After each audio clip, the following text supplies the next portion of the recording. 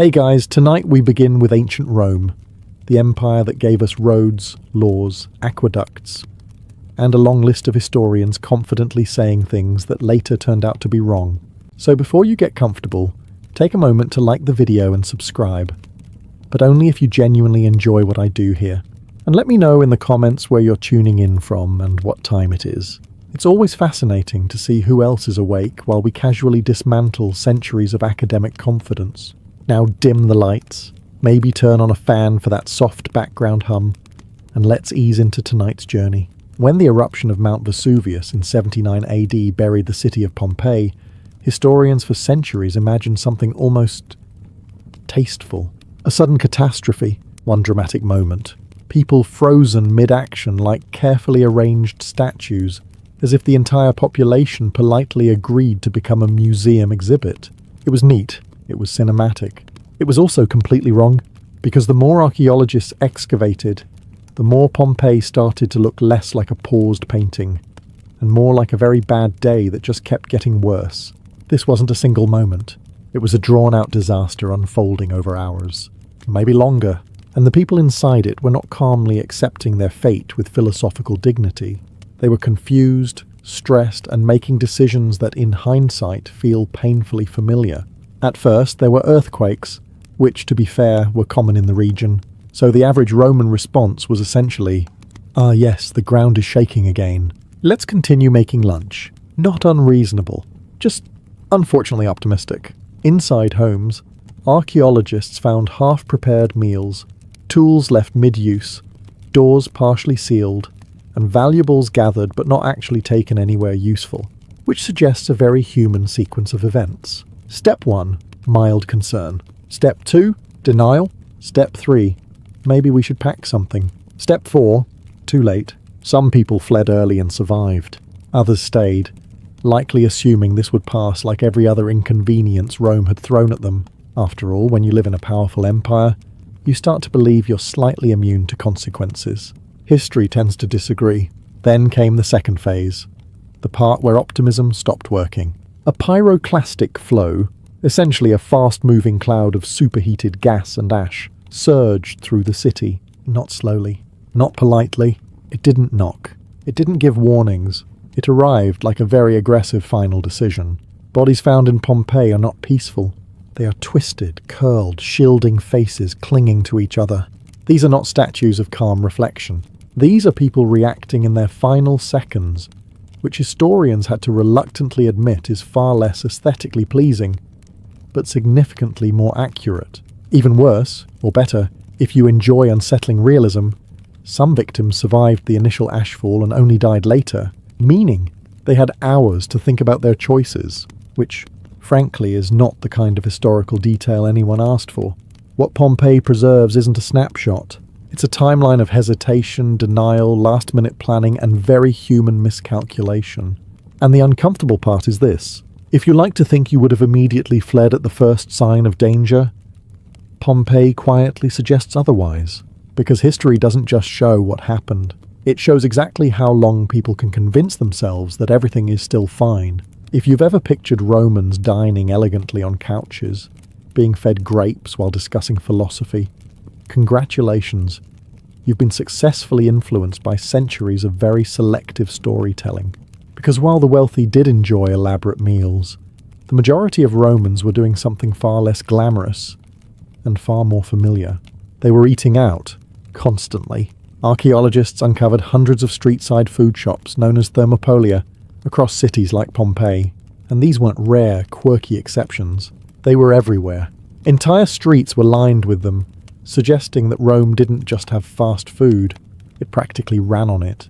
Each thermopolium featured a stone counter with built-in clay jars, filled with hot food ready to serve. Stews, lentils, wine, bread, sometimes meat if you were feeling financially optimistic. It was quick, convenient, and required absolutely no effort beyond pointing and paying, which, as it turns out, is a timeless business model. Now here's the part historians didn't love admitting.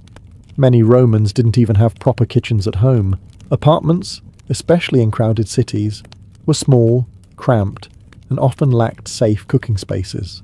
Open flames inside a wooden building packed with people, Not ideal. So instead of risking accidental arson before dinner, most people simply stepped outside and grabbed something ready-made. In other words, the average Roman lived in a world where cooking at home was less practical than grabbing street food. Sound familiar? Even better, some thermopolia show signs of branding. Decorations, colourful frescoes, even menus painted on the walls. Because apparently, Rome not only invented fast food, it also understood marketing. One particularly well-preserved shop in Pompeii displayed painted images of ducks and wine. Essentially, an ancient version of, look at this delicious thing you could be eating right now. Subtlety was not part of the strategy. And the customers? Everyone. Workers, travellers, slaves, freedmen, even the occasional upper-class Roman who didn't feel like pretending to cook that day. So the idea that Rome was a society of disciplined, home-cooked meals quietly collapsed under the weight of archaeological evidence and, frankly, common sense. Because when you build one of the largest cities in the ancient world, eventually someone looks at a pot of stew and thinks, what if I sold this and never had to cook again? And just like that, 2,000 years before modern cities, Rome perfected the art of eating quickly, cheaply, and slightly too often. For a long time, historians and engineers agreed on something comforting. Yes, the Romans were impressive, but modern technology had clearly surpassed them. We had better materials, better science, better everything. Then someone looked at a 2,000-year-old Roman structure still standing, and things got awkward. Take the Pantheon. Built nearly 2 millennia ago, it still holds the largest unreinforced concrete dome in the world. No steel skeleton, no modern reinforcement, just Roman engineering, and what appears to be quiet defiance of physics. Naturally, experts assumed this was simply due to thickness and luck. A lot of thickness, and a lot of luck. Then scientists actually analysed Roman concrete, and discovered something mildly humiliating. Unlike modern concrete, which tends to crack, weaken, and demand expensive repairs like a high-maintenance relative, Roman concrete behaves differently. When exposed to seawater, it doesn't deteriorate, it strengthens. Chemical reactions inside the material form new minerals that reinforce the structure over time. In other words, Roman concrete doesn't just survive, it improves itself, which is not what anyone expected from a civilization that didn't even have Wi-Fi. Even more inconvenient, Roman harbours built along coastlines have endured constant wave impact for centuries, while many modern equivalents require repairs within decades. Entire piers and breakwaters have simply stayed where they were put, as if they refused to participate in the normal aging process. The secret lies in their ingredients: volcanic ash, lime, and seawater. A combination that modern engineers, despite all their advanced knowledge, only recently began to fully understand. So for years, the narrative was simple. Ancient equals primitive. Now it's slightly more uncomfortable. Ancient sometimes equals better. And the Romans likely didn't even realize just how effective their formula was. They weren't writing detailed chemical explanations or publishing research papers. They were just building things that refused to fall apart.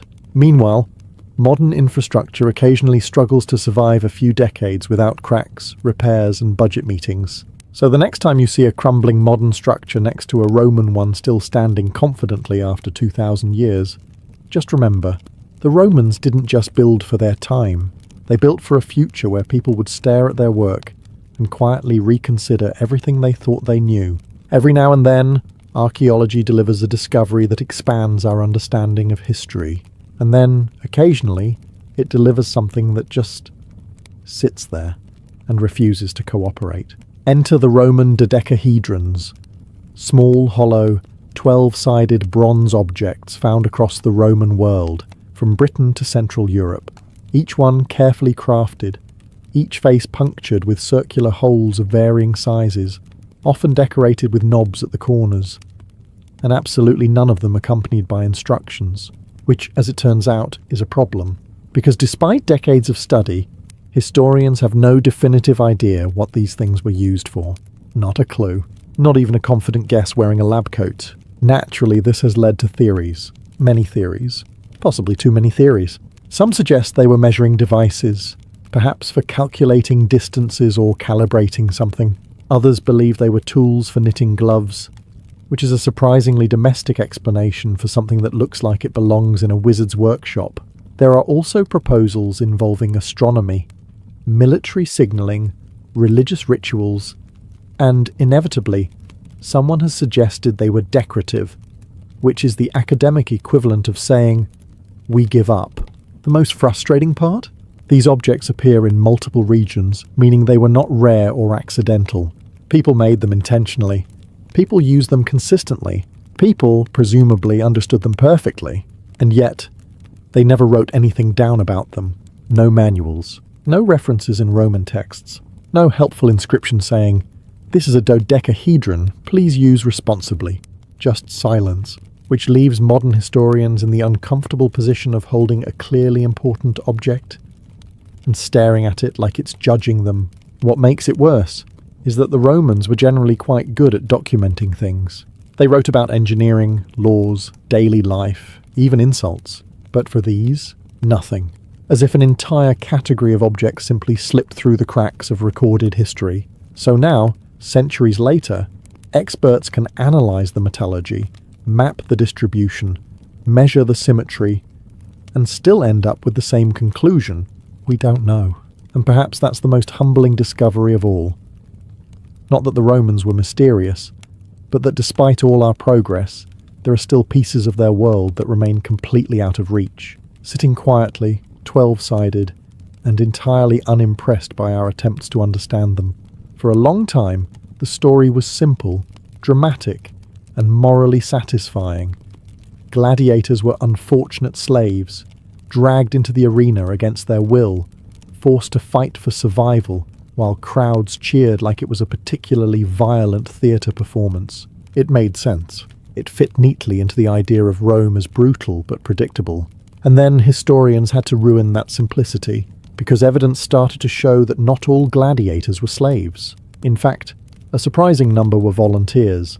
Free Roman men who willingly entered the arena, signed contracts, and said, in effect, "Yes, I would like to risk my life for entertainment and potential fame," which is not the career path most guidance counselors recommend.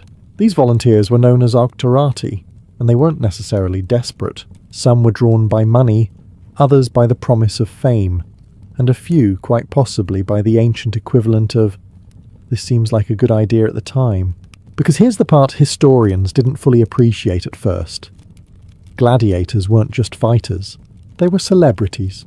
Graffiti found in places like Pompeii praises specific gladiators by name. Fans wrote about them, admired them, and in some cases, very clearly developed strong personal feelings about them. One inscription even describes a gladiator as the delight of all the girls, which suggests that ancient Rome had its own version of a fan club, just with significantly more swords. Successful gladiators could earn money, gifts, and even freedom if they were originally enslaved. They trained in specialized schools, followed strict diets, and were treated as valuable investments. Because from the perspective of their owners or sponsors, a skilled gladiator was not something you casually threw away. Contrary to popular belief, not every fight ended in death. In fact, experienced fighters were often preserved. Killing them too frequently would be like destroying your best performers mid-season. Dramatic, but economically inefficient. So instead of constant slaughter, many matches were carefully controlled displays of skill, endurance, and spectacle. Violence, yes, but structured violence, which somehow makes it more unsettling. This discovery forced historians to reconsider a lot. Rome wasn't just forcing people into brutal entertainment. It had created a system where some individuals actively chose to participate, chasing status in a society that rewarded spectacle. Which leaves us with an uncomfortable realization. Ancient Rome didn't just invent violent entertainment, it also invented the idea that if enough people are watching, someone will eventually volunteer to step into the arena. For a long time, the story of women in ancient Rome was presented with remarkable confidence and very little nuance. They stayed at home, had no real power, and existed somewhere in the background of history, occasionally appearing to marry someone important or quietly influence absolutely nothing. It was simple, it was tidy. It was also not particularly accurate, because once historians started paying attention to inscriptions, legal records, and and the dangerously revealing habit Romans had of writing things down, a different picture began to emerge, one that was far less convenient. Roman women, while legally restricted in many ways, were far from invisible. In fact, some were economically active, socially influential, and in certain cases, politically persuasive in ways that didn't require official titles. Take property ownership. Contrary to earlier assumptions, many Roman women could own land, manage estates, and run businesses. Widows in particular often had significant financial independence, which means that while Roman law technically limited their public authority, reality quietly ignored that rule whenever it became inconvenient. Then there were the elite women, figures like Livia Drusilla, the wife of Augustus. Officially, she held no political office. Unofficially, she had influence over decisions that shaped the empire, advising emperors, guiding succession, and generally proving that power doesn't always need a formal job description. Historians used to downplay this influence, preferring to treat it as incidental or exaggerated. But the more evidence surfaced, the harder it became to ignore. Letters, honours, statues, all suggesting that these women were not passive observers, but active participants in the political and social machinery of Rome. Even in everyday life, women appear far more visible than expected. Shop owners, priestesses, patrons of public works, roles that suggest engagement, not isolation. Now, this doesn't mean Rome was suddenly a model of equality. It wasn't. Legal authority still favoured men, and social expectations were very much in place. But the old narrative that women had no agency at all quietly collapsed under the weight of evidence. Because as it turns out, Roman society wasn't a simple hierarchy with everyone neatly in place. It was a system full of unofficial power, subtle influence, and people working around the rules rather than strictly following them. And Roman women, it seems, were particularly good at understanding one important truth. If the system doesn't give you power, you find ways to use it anyway. For a long time, historians like to imagine the Roman world as a very large, very impressive bubble, centered on the Mediterranean, expanding outward, but ultimately self-contained. Rome traded, yes, but mostly within its own orbit. A big system, but still a closed one. It was a comforting idea, manageable, predictable. Then the evidence started showing up in places it absolutely shouldn't have. Roman coins have been found in India. Not one or two, but enough to suggest consistent contact. Meanwhile, Roman writers complained, quite passionately, about silk from the east draining wealth from the empire, which is an oddly specific complaint if no one actually knew where that silk was coming from. Even more inconvenient, luxury goods like spices, gemstones, and textiles were moving across vast distances, passing through multiple hands, cultures, and languages before ending up in Roman markets. And Romans were not just passive recipients. They were active participants in a trade network that stretched far beyond what historians had comfortably mapped. At the centre of this was the Silk Road. Not a single road, but a web of routes connecting the Mediterranean to Asia. Through this network, goods moved slowly but steadily, carried by merchants who likely cared less about empire and more about profit margins. And the Romans? They loved it. Spices for food, silk for status, exotic goods that signalled wealth and power. Because if there's one thing Rome understood, it was the importance of looking successful, even if it required importing that success from thousands of kilometres away. Archaeological finds also suggest maritime trade routes across the Red Sea and into the Indian Ocean. Roman ships, or at least ships carrying Roman goods, were travelling farther than once believed. Ports along these routes became bustling centres of exchange, blending cultures in ways that historians had previously underestimated. So the idea that Rome was a self-contained giant quietly collapsed. Instead, it began to look more like an early participant in something much bigger, a connected world where goods, ideas, and influences moved across continents long before anyone thought to call it globalization. And perhaps the most ironic part, while modern historians once underestimated how connected Rome was, the Romans themselves had no such confusion. They knew exactly what they were doing. They were trading, adapting, and reaching outward. Not because they had a grand theory of global exchange, but because somewhere far away there was something valuable, and Rome had already decided it wanted it.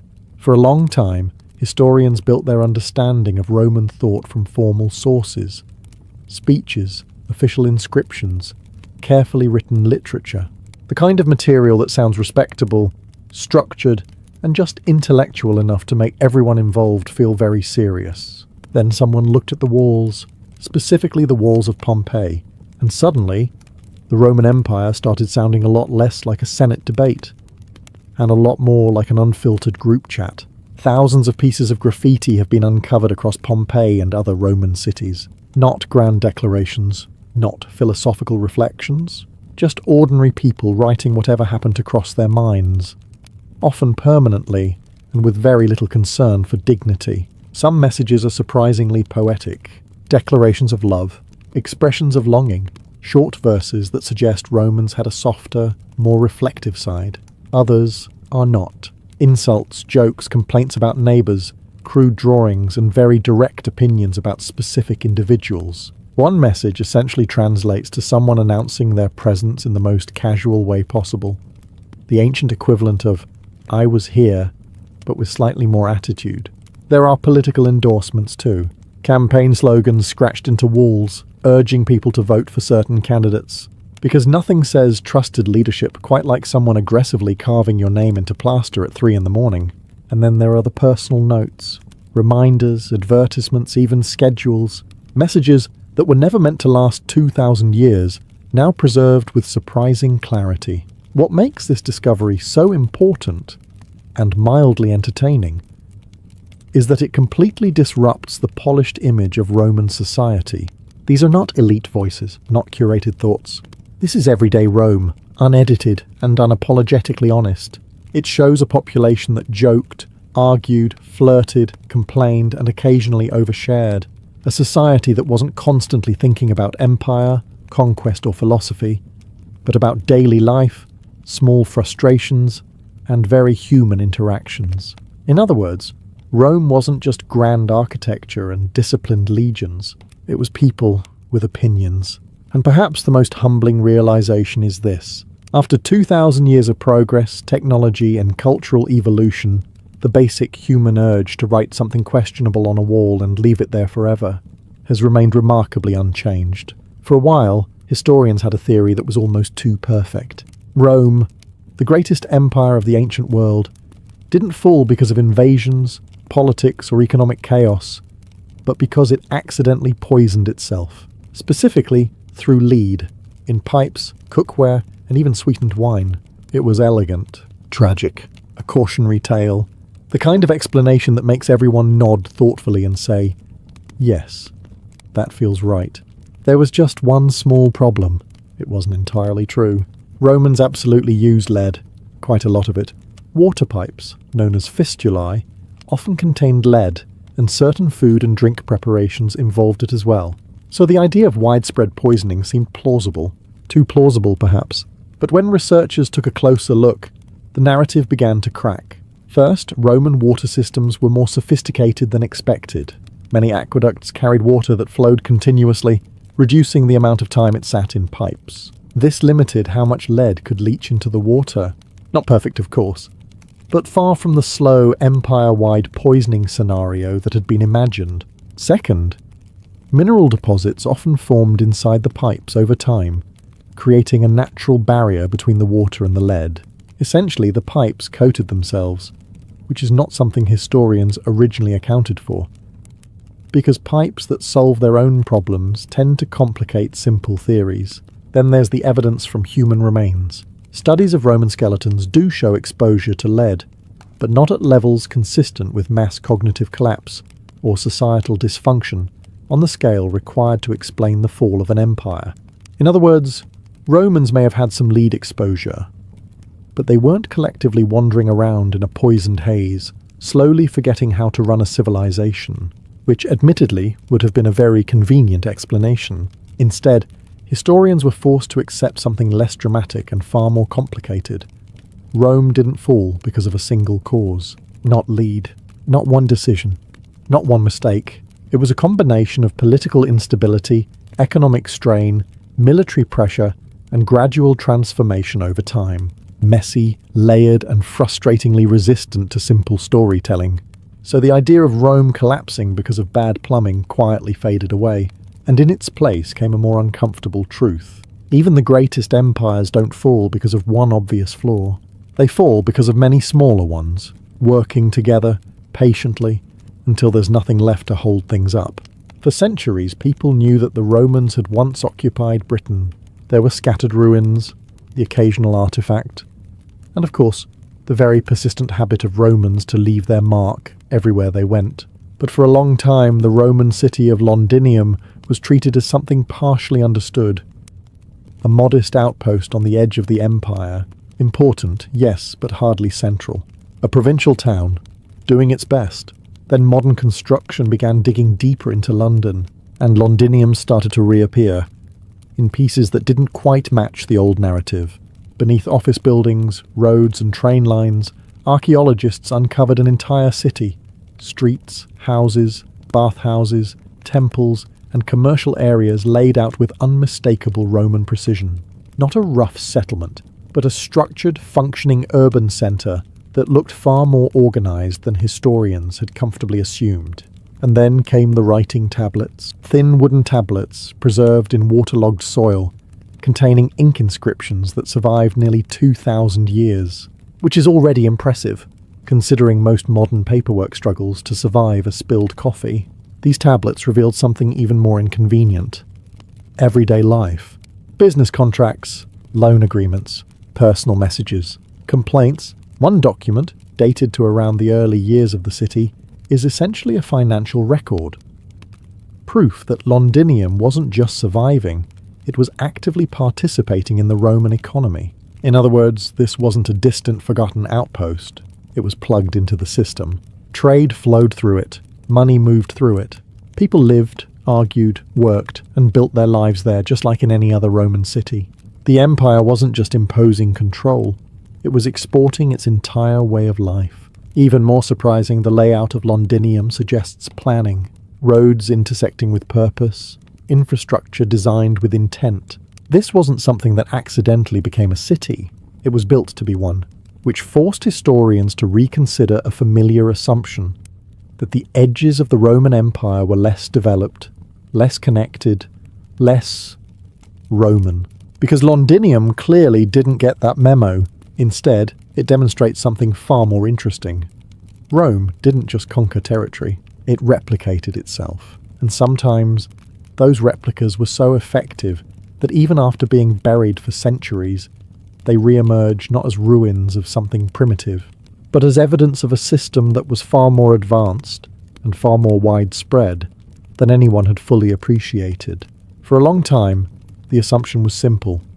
Ancient medicine was crude, risky, and best avoided unless absolutely necessary. The Romans, despite their engineering brilliance, were thought to approach healthcare with a mixture of guesswork, optimism, and the occasional prayer, which, to be fair, still describes some medical decisions today. Then archaeologists started uncovering Roman surgical kits, and suddenly, that comforting assumption began to look outdated. Excavations across the Roman world revealed collections of instruments that looked surprisingly familiar.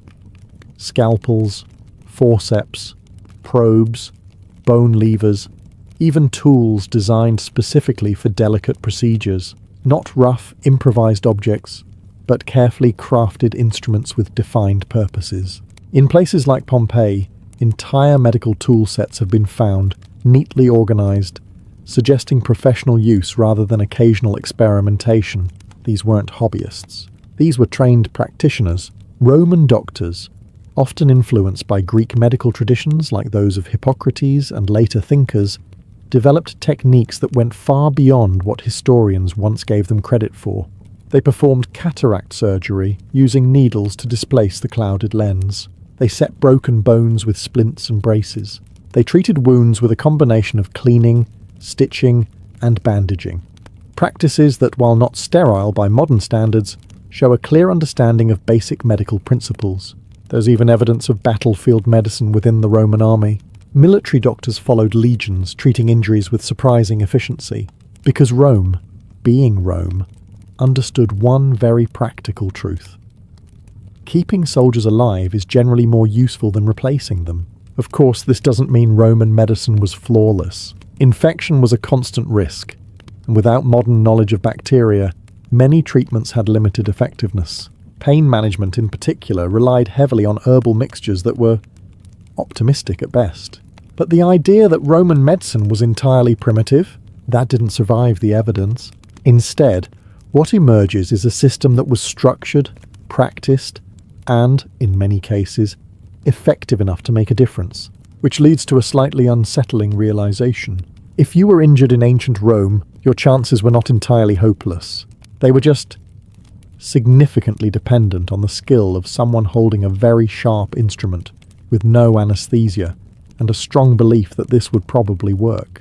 For a long time, historians loved the image of the Roman army as a perfectly disciplined machine. Rows of soldiers moving in lockstep, shields aligned, formations executed with mathematical precision. A kind of human wall that advanced slowly and inevitably, like a very organized inconvenience. It looked impressive. It felt logical. It was also only part of the story, because when archaeologists and military historians started examining battlefield evidence, written accounts, and the practical realities of conquest, a different picture began to emerge, one that was far less rigid and far more dangerous. The Roman army wasn't just disciplined, it was adaptable. Take their famous formations. Yes, the Romans could fight in tight, structured lines when needed, but they didn't rely on a single approach. Depending on terrain, enemy tactics, and the situation at hand, they adjusted constantly. Open field, tight formation. Rough terrain, looser, more flexible movement. Fighting in forests, hills, or unfamiliar environments required improvisation, and the Romans were surprisingly good at it. Encounters with enemies like the Gauls or Germanic tribes forced them to evolve quickly, and rather than stubbornly sticking to tradition, which history has shown is a great way to lose, they adapted. Weapons were modified, strategies were refined, mistakes were occasionally learned from. Even more inconvenient for the old narrative, the Roman army often incorporated foreign tactics and technologies. If an enemy used something effective, Rome didn't dismiss it. It borrowed it, improved it, and then used it against someone else, which is a very efficient, if slightly unsettling, approach to warfare. Logistics also played a crucial role. Roman legions built roads, bridges, and camps with remarkable speed, allowing them to move, regroup, and respond faster than most opponents. This wasn't just an army marching to battle. It was an army that brought its own infrastructure with it. And then there was leadership. Commanders were expected to make decisions based on real conditions, not just follow a script. Flexibility wasn't a weakness. It was part of the system. So the idea of Rome winning through rigid discipline alone quietly collapsed. Instead, what we see is something far more effective. An army that combined structure with adaptability, order with improvisation, which, as it turns out, is far more difficult to defeat than a force that only knows how to do one thing well. Because the Roman army didn't just fight battles, it learned how to win them, repeatedly, and adjusted every time it had to. For a long time, history focused on the grand names, emperors, generals, and the occasional philosopher who looked impressive in marble. Figures like Augustus dominated the narrative, giving the impression that Rome was shaped almost entirely by powerful individuals making very important decisions, which is technically true, but also wildly incomplete. Because once archaeologists started uncovering everyday documents, letters, receipts, contracts, something unexpected happened. Rome became relatable. In places like Pompeii and Vindolanda, preserved writing tablets revealed the private lives of ordinary people. Not heroic speeches, not official decrees, just daily communication. The kind never meant to survive 2,000 years. And that's exactly what makes them so revealing. There are invitations to birthday parties, casual notes between friends, requests for supplies that sound suspiciously like someone reminding a colleague not to forget basic items. One letter even includes what is essentially a polite complaint, the ancient equivalent of, "You said you'd send this and you didn't." In other words, Romans worried about the same things we do: work, social obligations, logistics, mild irritation with other people. There are also financial records, loans, payments, debts, showing a society deeply engaged in trade and personal economy. People tracked what they owed, negotiated terms, and occasionally, one assumes, tried to avoid paying. Because some traditions, it seems, are eternal, even more striking are the emotional details. Messages expressing affection, concern, and frustration. Small glimpses into relationships that feel surprisingly modern. These weren't distant figures living in a fundamentally different world. They were individuals navigating daily life with all its complications. And suddenly the image of Rome changes. It's no longer just monumental architecture and political power. It's conversations, arguments, plans that didn't quite work out. People trying to manage their lives within a vast and complex system. Which leads to a realization that historians didn't always emphasize. The Roman Empire wasn't just built by emperors. It was sustained by millions of ordinary people, doing ordinary things, and occasionally writing them down in ways that would outlast them by centuries. And perhaps the most unsettling part is how little has changed, because when you strip away the time, the language, and the setting, you're left with something very familiar. People trying to organize their lives, communicate clearly, and deal with each other, with varying degrees of success. For a long time, the standard image of Roman entertainment was simple: gladiators fighting in the arena, crowds cheering, occasional dramatic thumbs involved. Brutal, yes, but predictable. It fit neatly into the idea that Rome enjoyed violence and didn't feel the need to complicate it. Then historians started looking closer at what actually happened inside venues like the Colosseum, and things became far less straightforward. Because Roman entertainment wasn't just about fighting, it was about spectacle, on a scale that feels less like a sporting event and more like an entire production team got unlimited funding and absolutely no restrictions. Take staged naval battles, known as naumachie.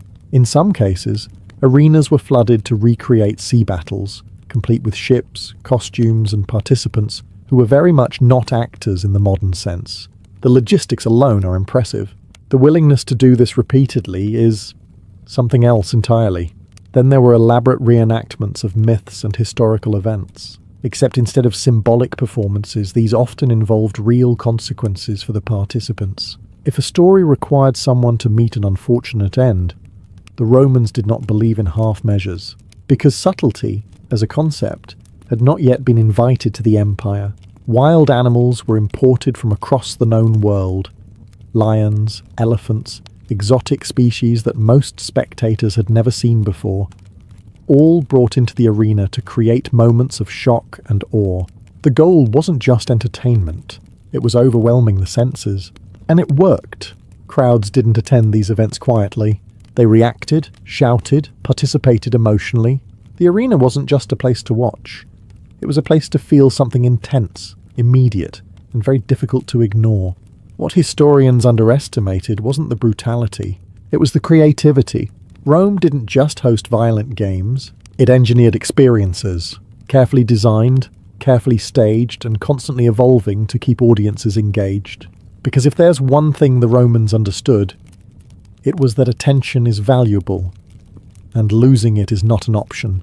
Which leads to a slightly uncomfortable realization. Ancient Rome didn't just invent large-scale entertainment. It perfected the idea that if you want to keep people watching, you don't hold back. You escalate, preferably with water, wild animals, and a budget that suggests no one ever said the word enough. For centuries, the story of Rome's end was told like a dramatic finale, a mighty empire, collapsing in a single decisive moment. One year, one event, the fall of the Western Roman Empire, when everything simply stopped. Civilization fades, curtains close, history moves on. It's a great story. It's also not how it happened. Because when historians started looking beyond that convenient date, the narrative began to unravel. Not dramatically, but slowly, which is unfortunately how most real things happen. The so-called fall wasn't a sudden collapse. It was a long, uneven process. Political power weakened, leadership became unstable, economies strained, and military pressures increased. None of these alone ended Rome. Together, over time, they changed it. Gradually, almost quietly. In fact, many people living during this period wouldn't have described their world as ending at all. Life continued. markets still operated. People still worked, married, argued and paid taxes, often reluctantly but consistently. Even after traditional Roman authority declined in the West, Roman systems didn't vanish overnight. They adapted. Local rulers took over. Structures shifted. The empire didn't disappear so much as transform into something less recognizable. Meanwhile, the eastern half of the empire, what we now call the Byzantine Empire, continued for nearly 1,000 more years, which is an inconvenient detail if you're trying to present Rome's fall as a clean, dramatic conclusion, because history once again refused to cooperate. What really happened is far less cinematic, but far more realistic. Rome didn't collapse like a building. It eroded like a coastline, bit by bit, piece by piece, until the shape changed so much that people later look back and try to decide when exactly it stopped being Rome. And the answer is complicated, because there isn't one moment where everything ends. There's just a series of changes that, over time, become impossible to ignore, which leaves us with a final, slightly unsettling realization. Even the greatest empires don't announce their ending. They simply keep going, until one day, someone looks around and realizes they've become something else entirely. Night does not simply arrive at a medieval castle. It is announced, negotiated, and then physically forced into submission by several men with very large keys and even larger trust issues. As the sun begins its slow retreat behind the hills, the castle stirs, not into sleep, but into preparation. The outer gate, which has spent the entire day welcoming traders, messengers, and the occasional suspicious monk, now becomes deeply unfriendly. Guards exchange glances that suggest they trust absolutely no one, especially anyone still outside. The first signal is the horn, low, drawn out, and impossible to ignore. It echoes across the fields, bouncing off stone walls and drifting toward nearby villages like a polite warning. If you're not inside by now, you've made a poor life decision. Then comes the movement. Chains creak. The heavy wooden gates begin to swing inward with the slow reluctance of something that has done this every night for decades, and still hates it. Each plank is thick, reinforced with iron bands, scarred from weather, war, and the occasional drunk noble who thought kicking it was a good idea. Above, on the gatehouse, archers take position. Not because something is happening, but because something might. Medieval life is built entirely around that kind of optimism. The portcullis follows, a lattice of iron, descending with a grinding sound that feels final. Once it hits the ground, that's it. No late entries, no exceptions. Not for merchants, not for travellers, not even for that one guy who definitely just went out for a minute. Inside the walls, the mood shifts. The courtyard, busy just moments ago, begins to thin. Stable boys hurry to finish their work, leading horses into shelter. Servants carry the last supplies indoors, arms full, steps quick. No one lingers without a reason. And even then, they reconsider. Because once the gates close, the castle becomes a world unto itself. Outside is darkness, uncertainty, and whatever happens to be wandering through the woods tonight. Inside is order, hierarchy, and slightly better chances of survival. A guard gives the final inspection, running his hand along the locked beam that secures the gate. He nods, satisfied, as if personally responsible for holding back the entire medieval world. And just like that, the castle is sealed. Not asleep. Not yet. Just safely trapped with itself. With the gate sealed and the outside world politely excluded, the castle turns inward, and responsibility quietly changes hands. Because while nobles prepare for comfort and servants for exhaustion, the guards prepare for something far less glamorous: staying awake.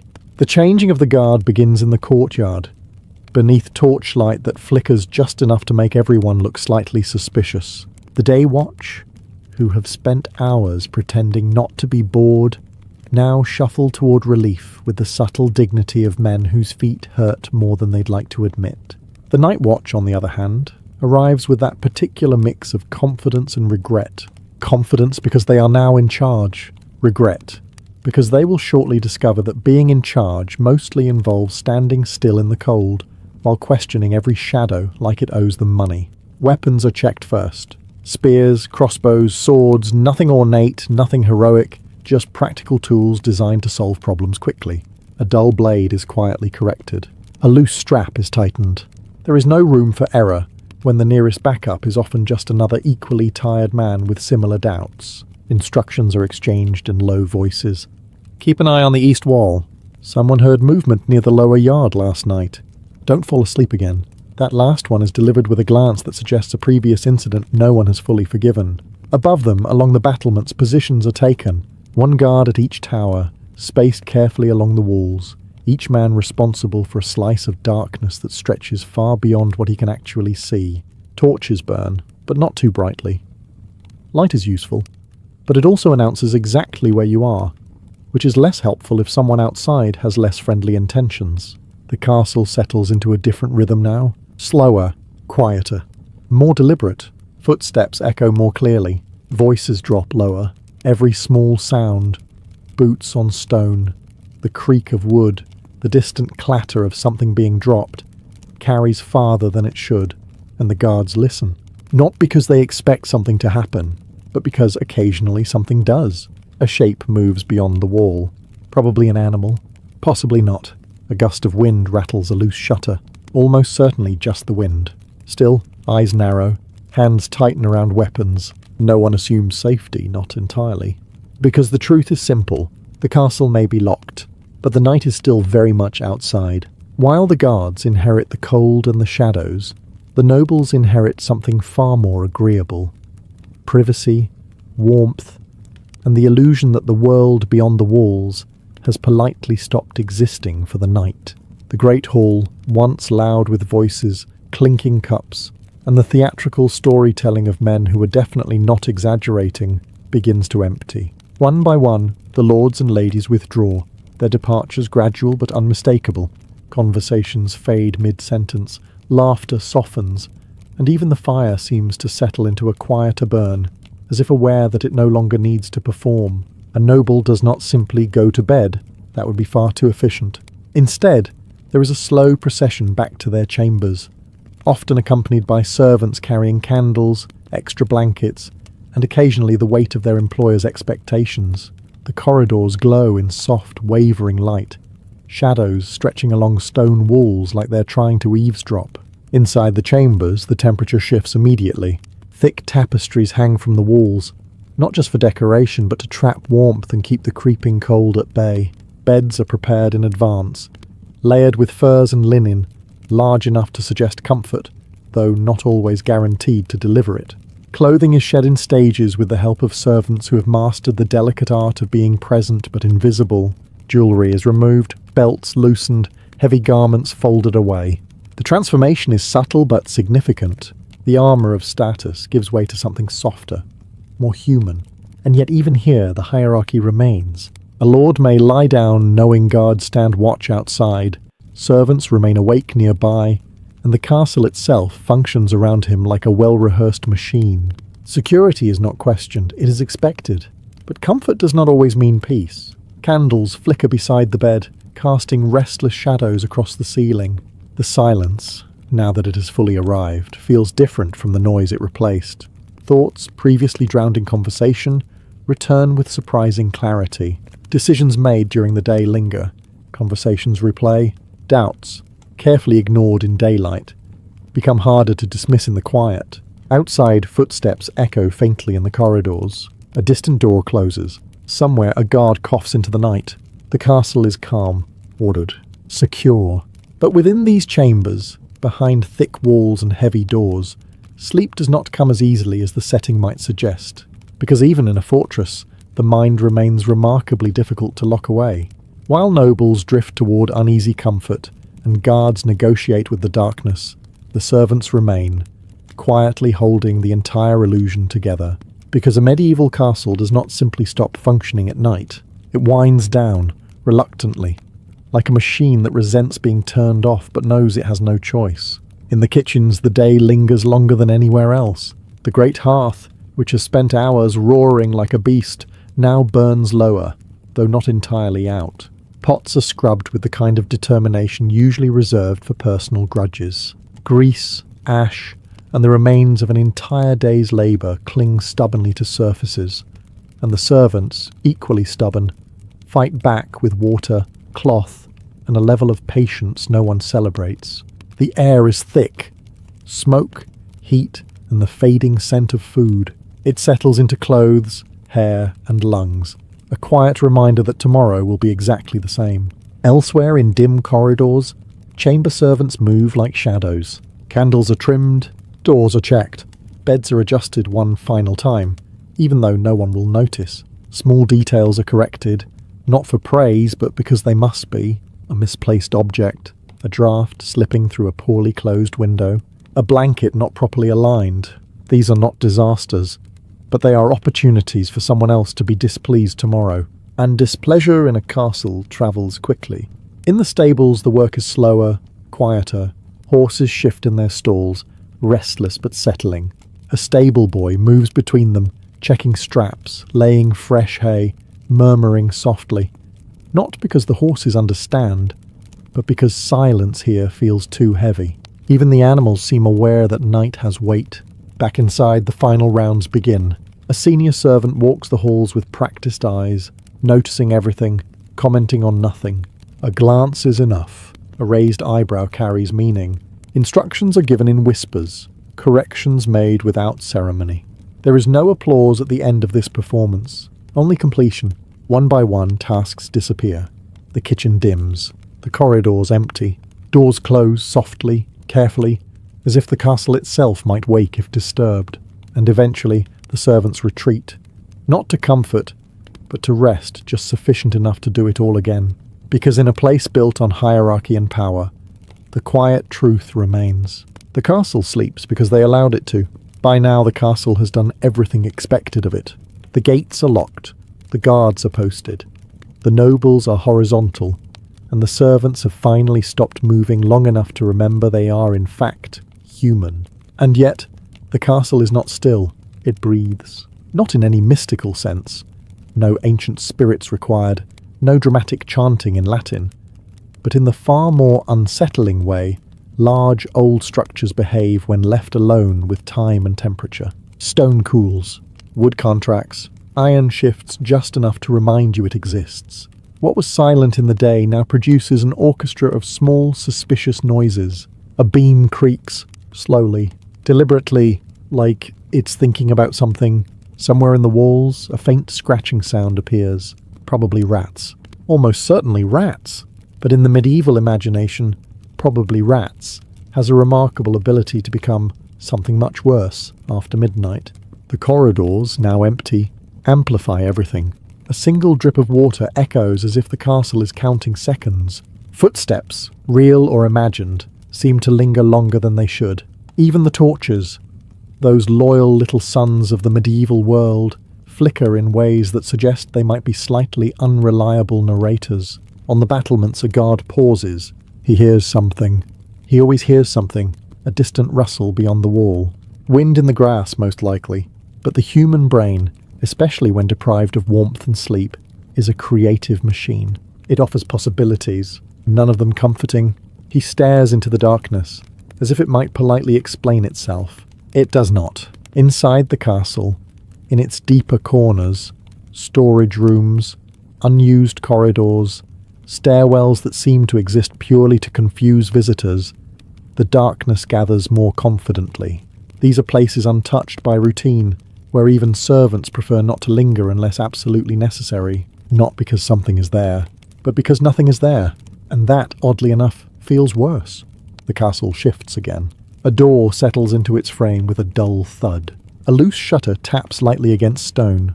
The wind slips through narrow openings, carrying a low, almost human sound as it moves. It is easy in these moments to believe the castle is alive, not watching, not thinking, just existing. Old, heavy, and very aware of its own presence. And as the night deepens, one quiet truth becomes clear. The people inside the castle may believe they control it, but for these few hours, in the long stretch between dusk and dawn, it feels very much the other way around. By the middle of the night, the castle has settled into that peculiar silence that is never truly silent. It is a quiet filled with layers, breathing, shifting, waiting, and occasionally speaking. Not loudly, not clearly, but enough. In the corridors, where torchlight has begun to shrink and retreat, shadows take on a different character. They no longer simply exist, they linger. A servant passing through with a final errand walks a little faster than necessary, not because of anything specific, just a general agreement with their own instincts that this is not the hour to take one's time. And then there are the whispers, not conversations exactly, more like fragments, a sound that resembles a voice, carried by the wind through narrow stone passages. A murmur just beyond clarity, as if two people are speaking in the next room. But when checked, there is no next room. Just wall, a guard posted near an inner corridor tilts his head slightly. He hears something behind him. He turns. Nothing. Of course, nothing. Still, he adjusts his grip on the spear, not dramatically, just enough to remind himself that he is, theoretically, prepared for whatever explanation eventually presents itself. The truth, as always, is less satisfying. Stone carries sound. Air moves in unpredictable ways. The castle, with its thick walls and narrow passages, is very good at taking a perfectly ordinary noise and delivering it somewhere else entirely, transformed into something far more interesting. A dropped object in the kitchens becomes a faint echo near the chapel. A shifting beam in a tower becomes a low voice in a hallway. A distant cough becomes something less identifiable. And once the mind begins to interpret these sounds, it does not easily stop. In the sleeping chambers, some wake briefly, not fully, just enough to register that something feels different. A flicker of unease passes through, like a shadow across thought, and then fades. The blanket is adjusted. The eyes close again. Outside, the wind presses gently against the walls, slipping through cracks, finding its way into spaces no one thinks about during the day. It hums softly, a low, constant presence that fills the gaps between other sounds. If the castle breathes, this is its voice. Not words, not meaning. Just a reminder that in the hours when human activity fades, something else, far less concerned with schedules or comfort, takes over the conversation, and no one, not even the guards, can quite say where it begins or ends. There is a moment in the night when time itself seems to hesitate, not stop. Nothing so dramatic, but slow just enough to make every second feel slightly heavier than the last. This is the midnight hour. No bells need to ring for anyone to notice it. The body feels it. The guards, standing along the walls, shift their weight more often now. The cold has settled in properly, no longer a passing discomfort, but a quiet, persistent companion. Fingers stiffen, breath becomes visible. Even the most alert mind begins to negotiate with sleep. One guard leans slightly against the stone behind him. Just for a moment, just enough to ease the strain. His eyes remain open, mostly. The darkness ahead is unchanged, but it somehow feels deeper now, less like empty space and more like something that could, if it wished, step forward. He straightens again. Immediately, because that is how mistakes begin. Elsewhere, the castle holds its breath. The kitchens are dark, the hearth reduced to faint embers that glow like distant eyes before dimming again. The corridors, once filled with motion, are now entirely still. Doors remain closed. No footsteps echo. No voices interrupt. Even the servants, those tireless keepers of everything, have finally surrendered to rest. Though lightly, as always. One ear open to the possibility of being needed again, because in a castle someone always needs something at the worst possible hour. In the noble chambers, sleep is uneven. Some rest deeply, wrapped in layers of warmth and confidence. Others turn slowly, caught between dreams and thoughts they would rather not revisit. The silence presses differently here, less threatening perhaps, but no less present. And then there is the chapel, empty, cold, watching nothing, and yet somehow feeling like it notices everything. The candles have long since burned down, leaving behind only the faint scent of wax and something older, something harder to name. If any place in the castle understands midnight, it is this one. Because midnight is not just a time, it is a threshold. Behind it lies the familiar, the routines of the day, the comfort of light, the illusion of control. Ahead of it is the long stretch where certainty fades and imagination quietly takes over. And as the night deepens past this invisible line, one thing becomes increasingly clear. If anything were going to happen, this would be the hour it chooses. Midnight passes without incident. Disappointing for the imagination, reassuring for everyone else. But night is not finished yet. It rarely leaves without lingering, as if reluctant to surrender its quiet control. The hours that follow are thinner, stretched, less dramatic perhaps, but more exhausting. This is when even the most disciplined guard begins to feel the weight of time pressing down like a slow, invisible hand. On the battlements, the air has changed. It is colder now, sharper, the kind of cold that seeps through fabric and settles into bone with quiet determination. A guard exhales and watches the breath drift away, as if confirming that he is still present, still part of the world, despite the creeping sense that everything has paused. He shifts again, not out of boredom, but necessity, because this is the hour when fatigue becomes persuasive. Eyes burn slightly, thoughts drift. The mind, no longer fully anchored, begins to wander, to memories, to plans, to absolutely anything more interesting than staring into darkness that refuses to reveal its secrets. And yet, this is also the hour when the darkness begins to lose, slowly, almost reluctantly. At first, it is nothing more than a suggestion. The black horizon softens. Not lighter exactly, but less absolute. Shapes begin to re-emerge, faint outlines separating themselves from the void. The world outside the walls, which has spent hours hiding, starts to reconsider its position. Inside the castle, something subtle shifts. A servant stirs before waking, not fully conscious, but aware in the way the body recognizes change before the mind does. The air feels different. The silence, though still present, carries a hint of something approaching. In the stables, horses move more deliberately now. Hooves press softly against straw. A low, quiet sound escapes one of them. Not restless, just expectant. Even the castle itself seems to ease. The creaks and whispers that filled the night begin to fade. Not because they are gone, but because they are no longer alone. A faint breeze carries a different tone.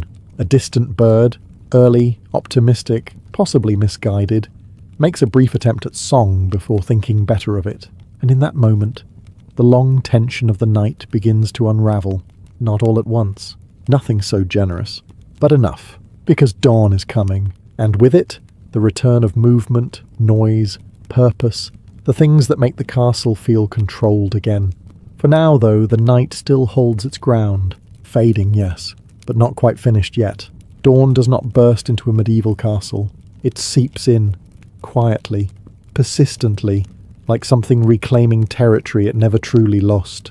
At first, it is only light. A thin, pale glow slips through narrow windows and arrow slits, stretching across stone floors in long, hesitant lines. It touches the walls, the doors, the sleeping figures within, as if testing whether the night is ready to let go. The shadows, so confident just hours ago, begin to retreat without argument. On the battlements, the guards notice it first, not because they are particularly observant, but because they have been waiting for it, with the patience of men who would very much like to stop standing in the cold. One shifts, rolling his shoulders, feeling life return to muscles that have spent hours pretending not to exist. Another glances toward the horizon, now clearly visible. The darkness has loosened its grip. The world beyond the walls, fields, trees, distant paths, reappears, slightly softened by the early light, but undeniably real again. Nothing attacked. Nothing emerged from the shadows. The night, for all its quiet threats and imagined possibilities, has done absolutely nothing, a deeply satisfying outcome. Inside the castle, movement returns in fragments. A door opens somewhere down a corridor. Slow, careful, as if unsure whether it is allowed. A servant steps out, blinking at the light, already calculating the tasks ahead. The day has not begun officially, but it is approaching with clear intentions. In the kitchens, embers are stirred back to life. A faint glow becomes flame again, small at first, then steady. The air begins to shift. Cool night, giving way to the promise of warmth, smoke, and routine. In the noble chambers, sleep loosens its hold. One stirs, then another. Blankets shift. A quiet sigh. The mind returns reluctantly to responsibility, to decisions postponed, to conversations that will resume as if the night never happened. Because in a way it didn't. The castle, which spent hours breathing, whispering, and quietly asserting its presence, now becomes something else entirely. Structured, controlled, obedient to the demands of daylight. The gates will open again, voices will rise. Movement will fill every corridor, and no one will speak of the night. Not the sounds, not the silence, not the feeling that, for a few hours, the castle belonged to something else. Instead, the routine continues, as it always does, until the sun falls again, and the cycle begins, patiently waiting to repeat itself. Before the ships stretched across the horizon like floating cities, before foreign kings bowed in confusion, before entire oceans became highways of imperial ambition, there was a boy who, by every reasonable expectation, was supposed to disappear into history. Zheng He did not begin life as an admiral.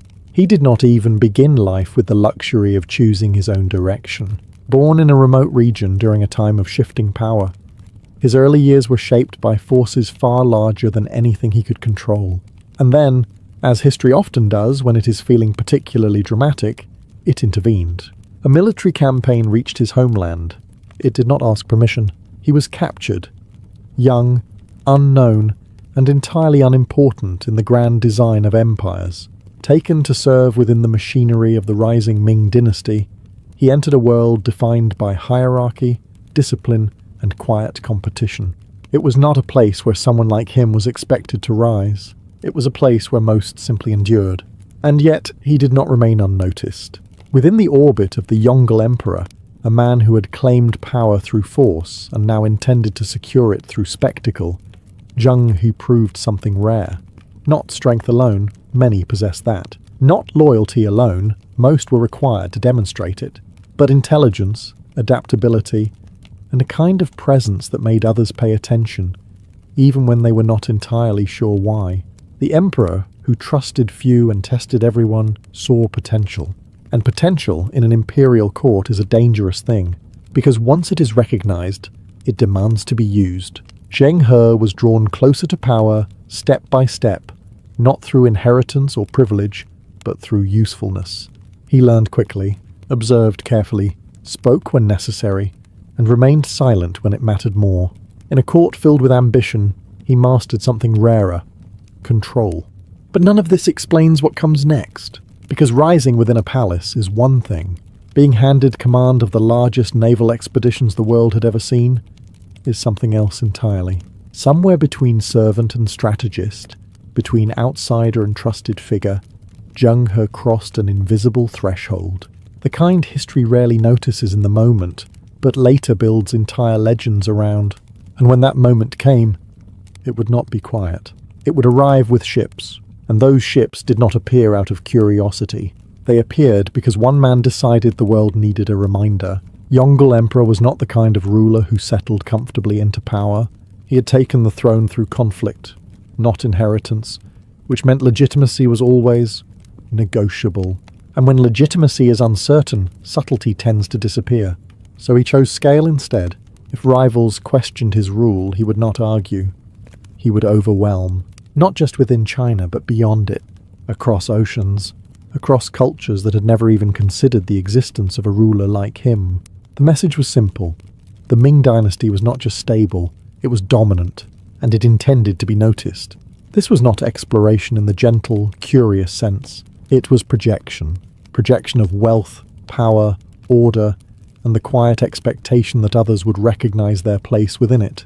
The emperor envisioned fleets so large they would feel less like expeditions and more like moving cities. Ships carrying silk, porcelain, precious metals, not as trade goods in the traditional sense, but as statements, gifts technically. Though gift in this context came with the unspoken understanding that returning the favor would be wise, very wise, but ambition alone does not build fleets.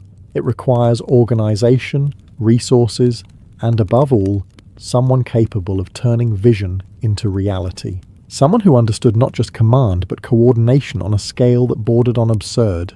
Which brings us back to Zheng He. He was not the obvious choice. That, in many ways, made him the perfect one. Trusted, capable, and, perhaps most importantly, loyal to the emperor personally, rather than to any competing faction. Zheng He became the instrument through which this ambition would take form. Orders were given. Shipyards expanded. Timber was gathered in quantities that suggested entire forests were being quietly erased from the map. Craftsmen, sailors, soldiers, translators, thousands upon thousands of individuals were drawn into the project, each contributing a small piece to something none of them could fully comprehend. The coastline transformed. Where there had been ordinary harbours, there now rose the beginnings of something extraordinary.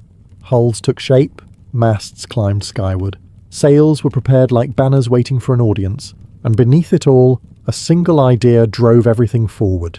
The world would see this fleet, whether it was ready or not. And so the idea became wood, then rope, then something far more unsettling, scale. Along the shipyards of the Ming coast, the vision of the Yongle Emperor stopped being theoretical and began to occupy space, a great deal of space, the kind that forces people to stop mid-step and quietly reconsider how large human ambition is allowed to be. This was not a fleet in the ordinary sense. It was a floating statement. Under the direction of Zheng He, ships rose one after another, each different in purpose but united in scale.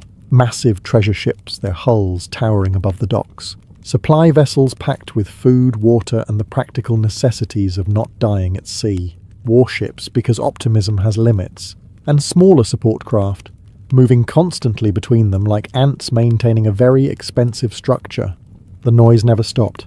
Axes striking timber. Ropes pulled tight. Orders shouted, repeated and shouted again.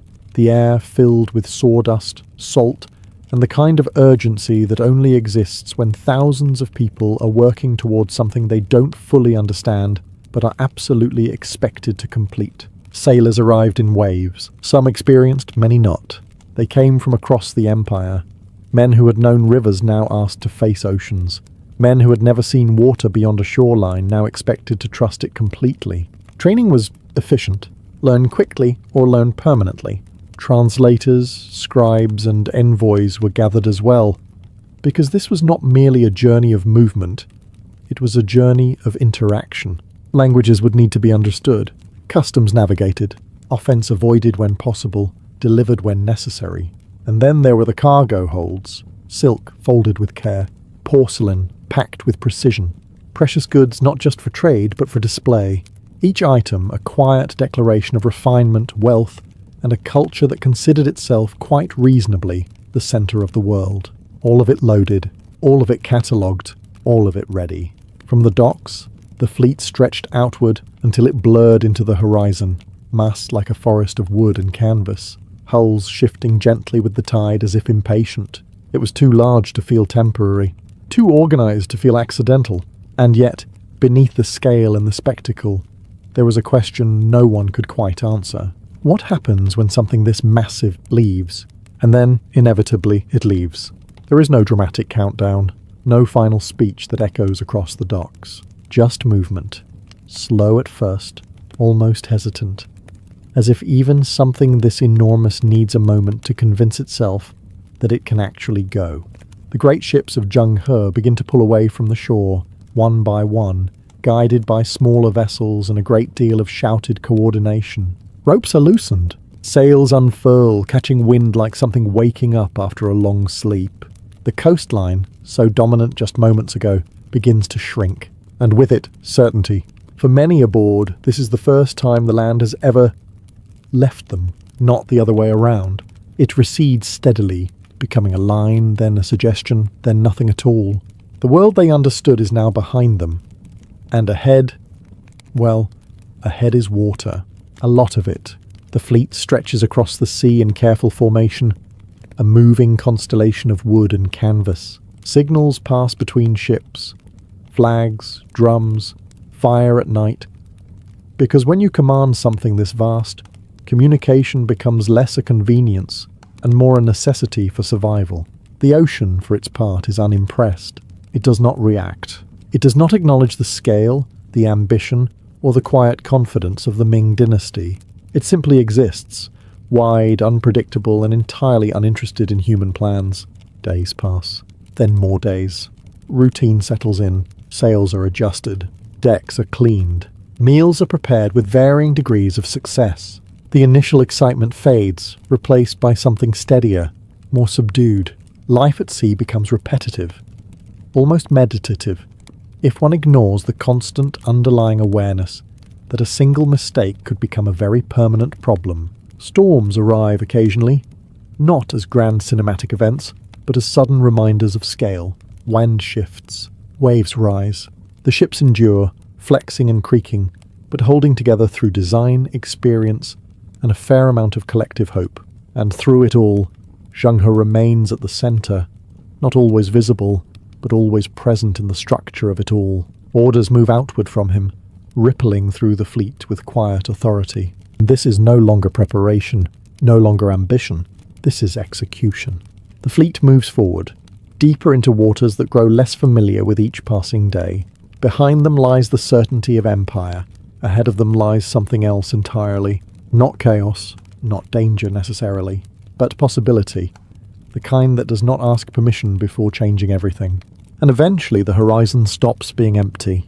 After days, sometimes weeks, of nothing but water and sky negotiating their endless agreement, shapes begin to emerge, faint at first, as smudge, a line, then unmistakably, land.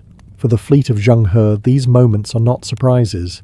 They are expectations fulfilled. The routes, though vast, are not entirely unknown. Traders have passed through these waters before.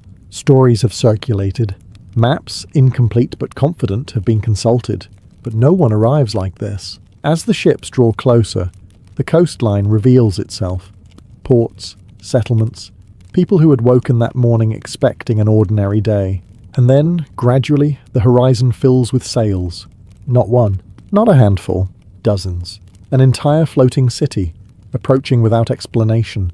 On shore, reactions vary. Curiosity, confusion, concern. A crowd gathers, because that is what humans do when confronted with something they cannot immediately categorize. Some point, some retreat, some simply watch, trying to decide whether this is an opportunity or a problem. The answer, as it turns out, is both. The ships anchor with deliberate calm. Smaller boats are lowered, carrying envoys dressed not for battle, but for presentation. Silk flows where armour might have been. Gifts are carried carefully, visibly, because this is not a confrontation. Not yet. When representatives of the local rulers arrive, the exchange begins. Formal, measured, wrapped in politeness that hides a great deal of calculation on both sides. The message from the Ming dynasty is clear, even when not stated directly. We are powerful. We are generous. We are here. Recognition is expected. Tribute is encouraged. Cooperation is advisable. And yet the encounters are not one-sided. The fleet brings goods outward, but it also receives. Exotic animals, unfamiliar objects, stories from distant lands. Each interaction expanding the understanding of the world, even as it reinforces the Empire's belief in its own centrality. There is tension occasionally, misunderstandings, moments where politeness strains under the weight of cultural difference. But more often, there is a careful balance, a mutual agreement to proceed without testing the limits too aggressively, because everyone present understands something important. This fleet did not come by accident, and it did not come weak, so the exchanges continue, port after port, kingdom after kingdom, each one adding to a growing network of contact, influence, and quiet obligation. And with each departure, as the sails rise again and the ships turn back toward open water, one question lingers behind them. What exactly have they just set in motion? And what they set in motion does not remain at the docks. It travels. With each departure, the fleet does not simply leave a place behind. It carries it forward. Names, faces, customs, promises, all folded neatly into memory, recorded by scribes, interpreted by envoys, and quietly reshaped into something useful for the Ming dynasty. Because this is no longer just a journey, it is a system. Under the steady direction of Zheng He, diplomacy becomes something physical, tangible, measurable in silk bolts, lacquered boxes, rare woods, spices and objects that seem ordinary in one land and extraordinary in another. Gifts are exchanged again and again, but the word gift remains slightly misleading. These are not casual offerings. They are carefully chosen signals. Silk, smooth and impossibly refined, suggests a civilization that values beauty and control. Porcelain, delicate yet precise, implies mastery over craft and material. Each item whispers the same message. This empire is not only powerful, it is sophisticated. And in return, foreign courts respond. Not always out of admiration, sometimes out of caution, occasionally out of genuine curiosity, but almost always with an awareness that refusing such gestures outright would be unwise. So they send their own offerings. Animals never seen in China. Objects shaped by entirely different traditions. Rare materials drawn from landscapes that exist far beyond the emperor's direct reach. Each exchange becomes a quiet negotiation, not just of goods, but of status. Because recognition flows both ways. Envoys travel with the fleet, moving between cultures with careful precision. Words are chosen slowly, translated carefully, repeated when necessary. A single misunderstanding could shift the tone from polite to tense, and tension in unfamiliar territory is rarely useful. Still, the system works. Ports become familiar. Routes grow more defined. What was once distant begins to feel connected. Not equal, not unified, but linked through repeated contact and mutual awareness.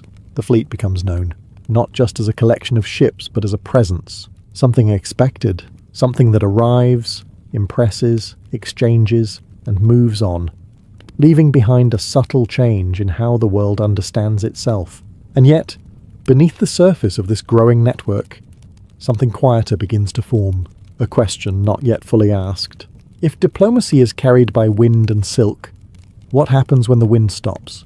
And eventually, the wind does hesitate, not at sea, not in the predictable, inconvenient way sailors expect, but far away from the waves, in the place where all of this truly begins and ends, the court of the Ming dynasty. Because while the fleets of Zheng He move with precision across oceans, the empire behind them shifts in quieter, more complicated ways.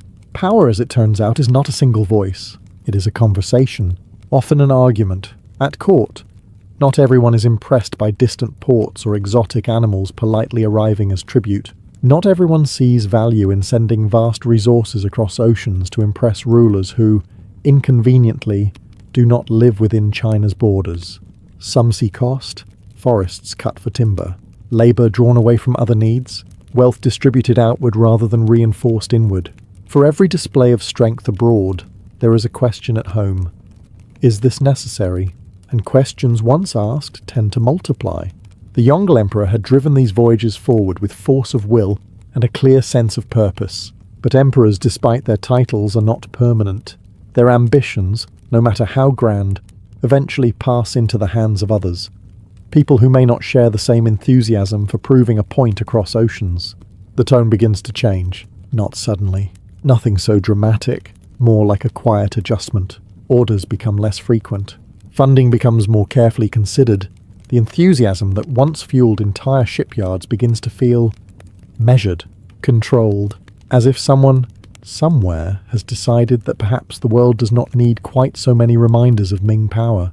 Meanwhile, the fleets continue. They sail, they arrive, they exchange, they maintain the system that has been built with such careful effort. But beneath the surface, something has shifted. Momentum is no longer guaranteed. Zheng He, experienced enough to recognize patterns before they fully form, understands this, not as a crisis, but as a limit, a boundary that had always existed, waiting patiently for attention. Because no matter how vast the fleet, no matter how far it travels, it remains tied to a single source of authority.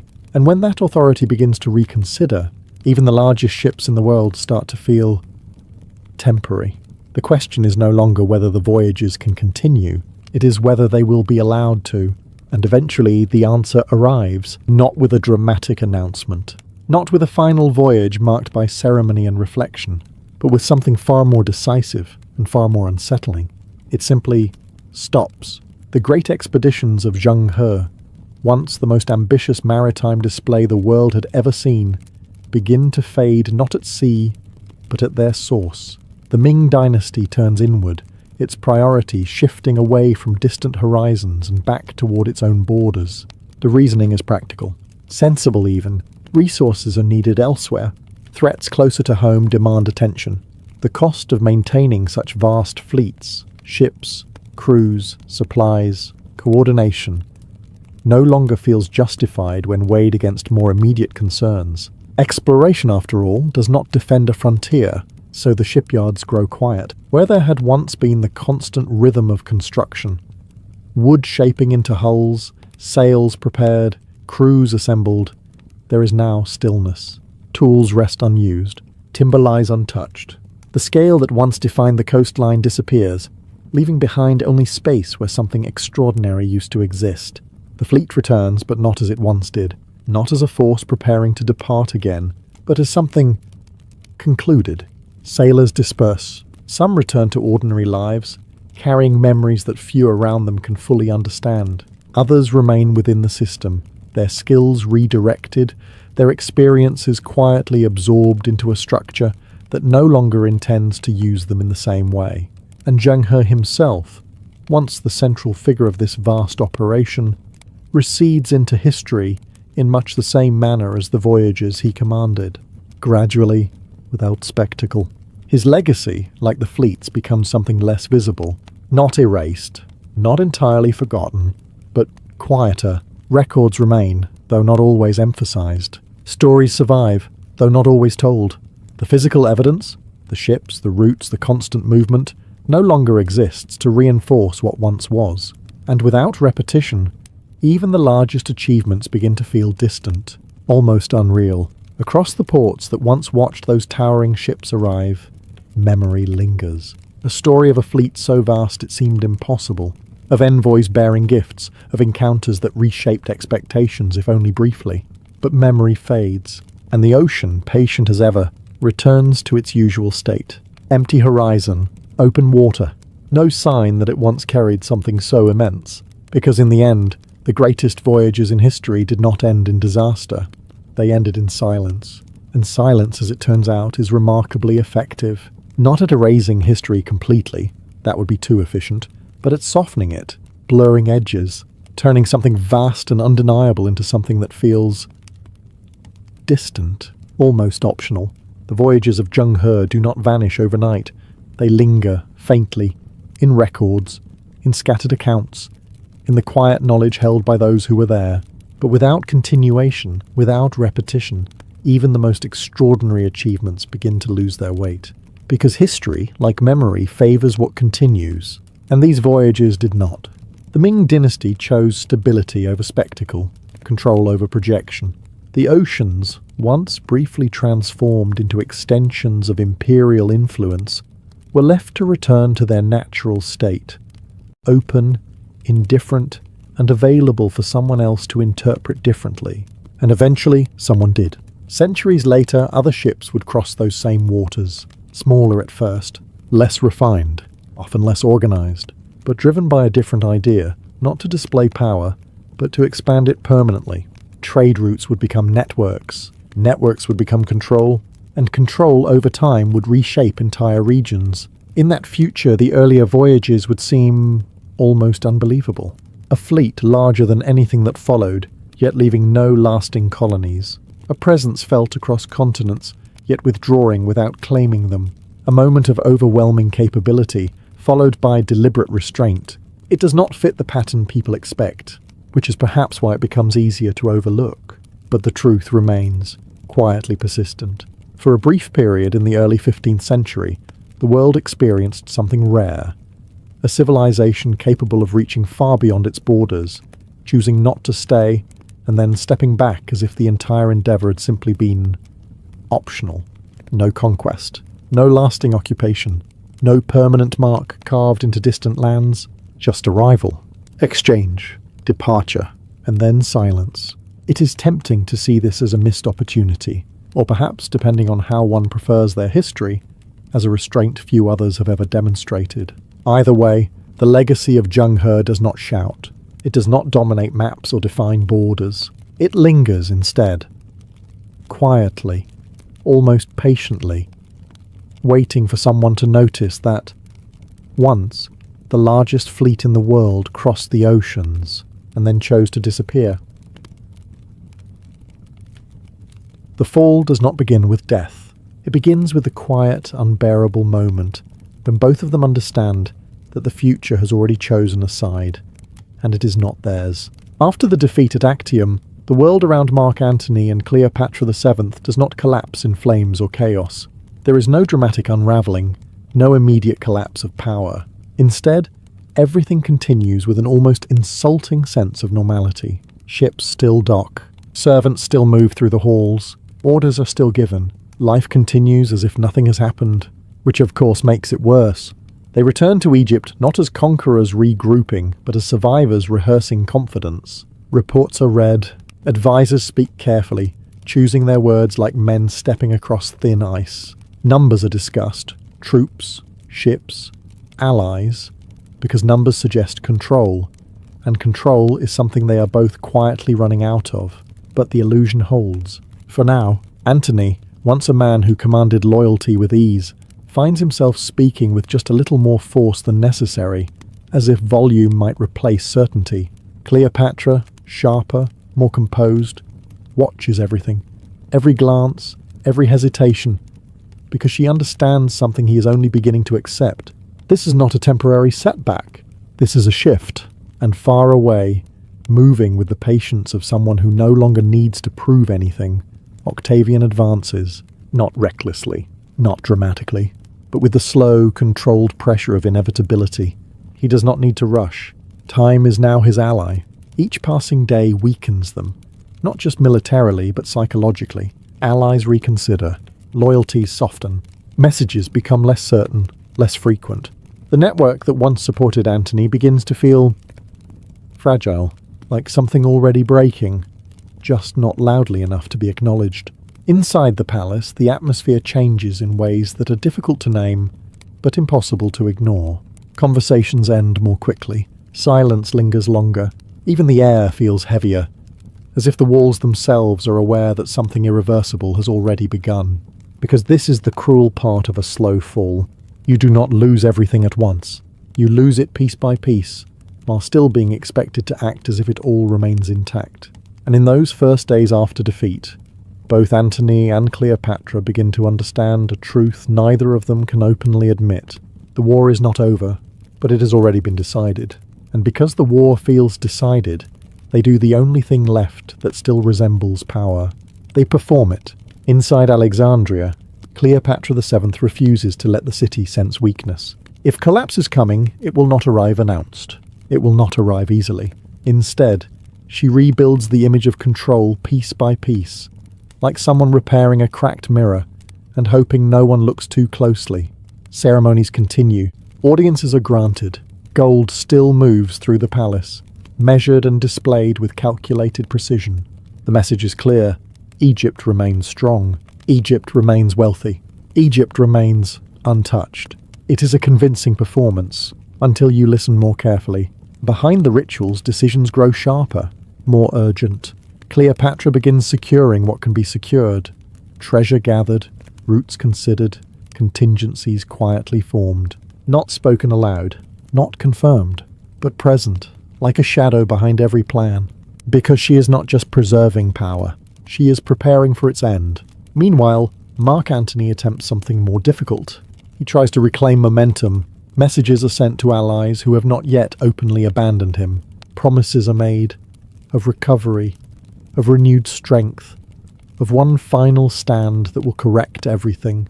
He speaks as he always has, with confidence, with conviction, with the expectation that others will follow. But something has changed. The responses when they come lack weight. Some are delayed, some are vague, some do not arrive at all. The silence between replies becomes its own kind of answer. Still, he pushes forward. Troops are reviewed, positions discussed, strategies proposed, each action carefully structured to resemble preparation rather than desperation. Because admitting desperation would make it real, and real is something neither of them can afford. Between them, an unspoken understanding grows. They do not discuss defeat directly. That would be too final. Instead, they speak around it, through plans, through gestures, through shared glances that linger just slightly longer than before. He still believes something can be salvaged. She knows something must be controlled, Outside, the world shifts quietly in their absence. Inside, they maintain the appearance of stability.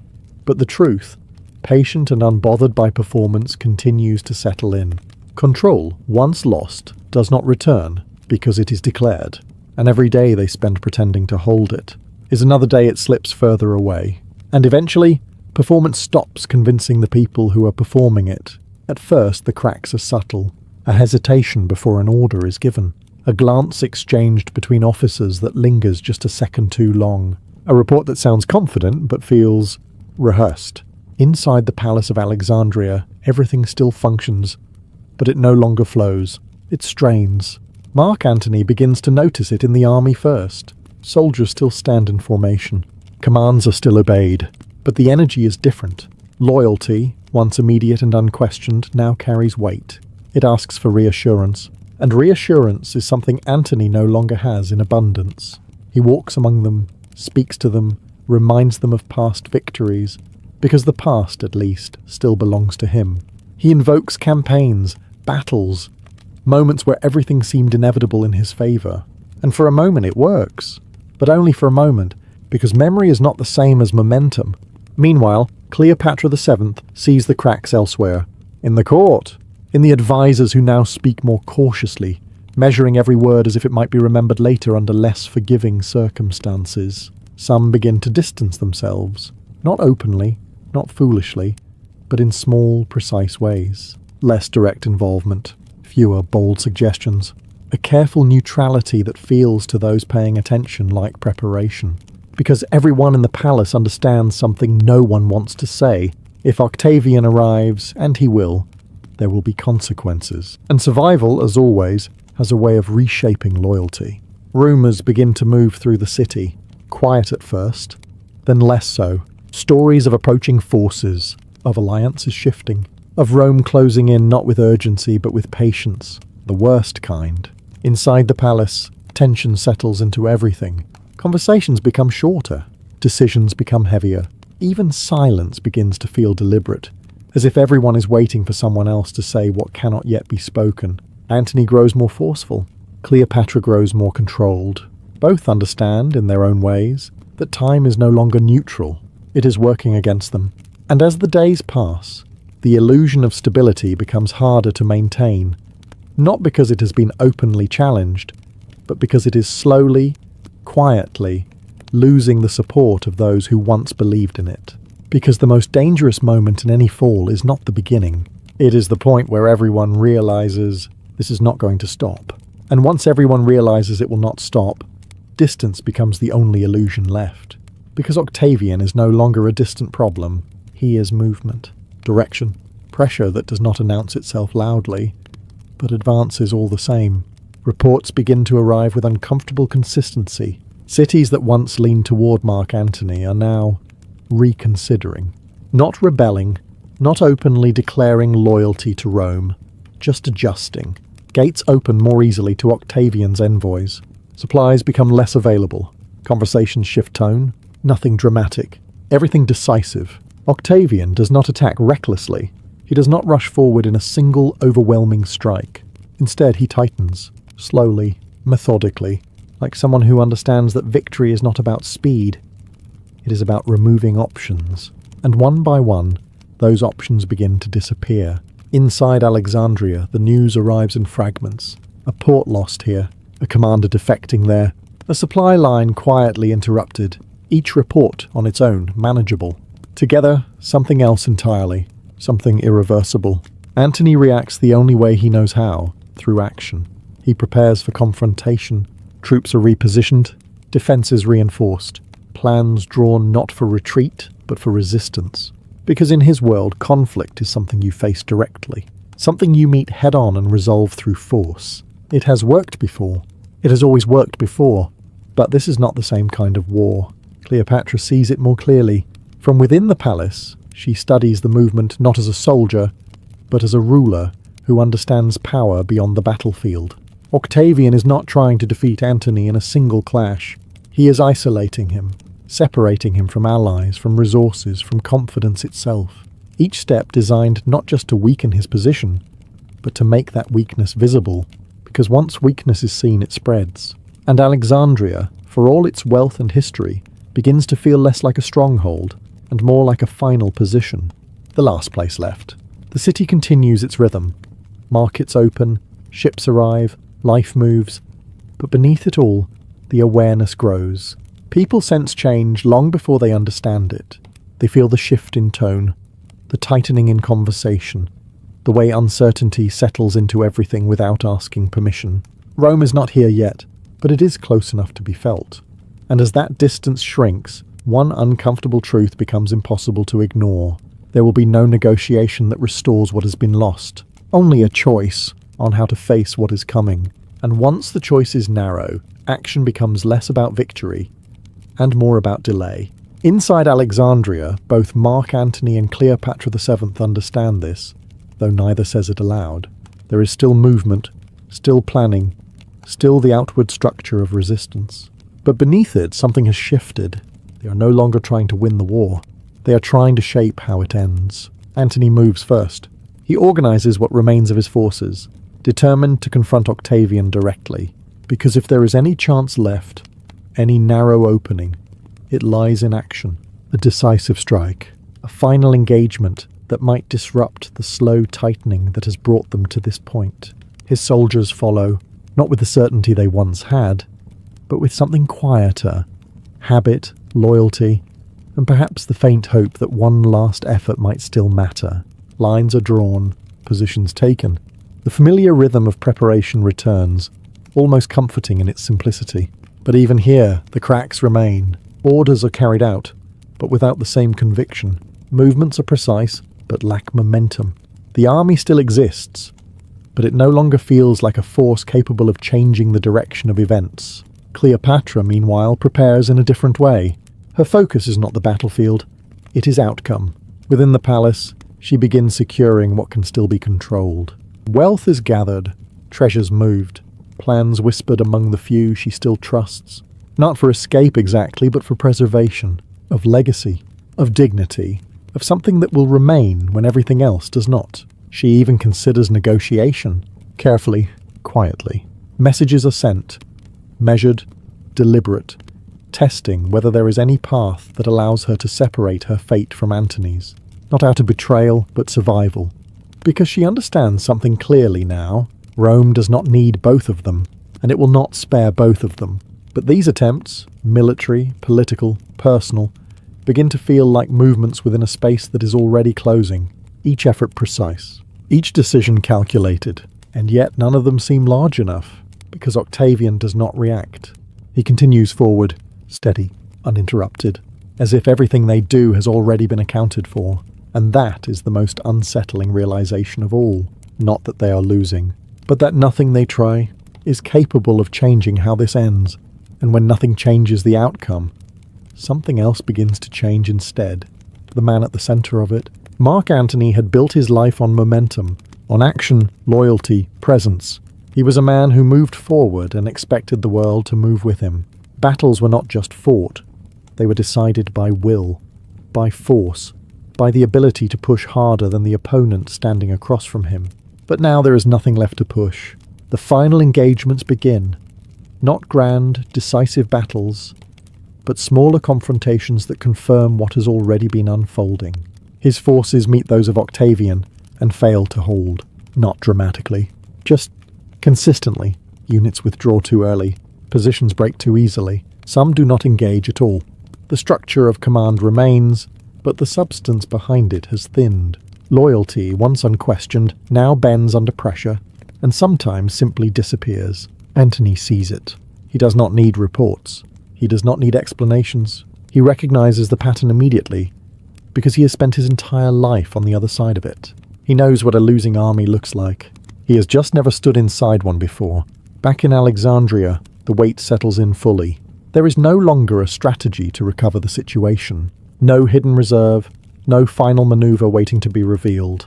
What remains is recognition, the kind that arrives slowly, then all at once. The war is over. Everything that follows is consequence. His behavior begins to shift, not outwardly at first, but in small, telling ways. Decisions come slower. Silence stretches longer. The certainty that once defined him gives way to something quieter, less stable. Doubt. Not the kind that can be dismissed with a bold speech or a decisive order. The kind that sits in the background, persistent, reshaping every thought.